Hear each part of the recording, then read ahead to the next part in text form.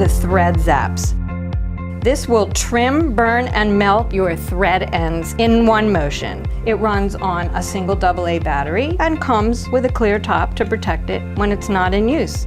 One button, very fine applicator tip, and I can get in for very precise placement to trim that thread down. The next version of the zapper is our Ultra Thread Zap. It's a retractable tip. Synthetic cord, remember, I'm going to push that out. It's going to get hot. It's actually sealed it, so it's not going to fray. It comes with, I call it a little belt. This prevents this from turning on accidentally. The ergonomic handle is so comfortable. It opens up, runs on 2 AA batteries, and check this out, a spare filament inside the compartment. Very handy. It also has a strap, you can hang it up in your studio. Doesn't need a lid because it's retractable. Let's move on to the third and heavy-duty cord zap.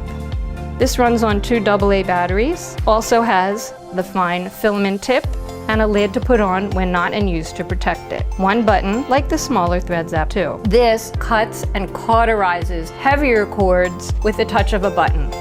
Press it, boom.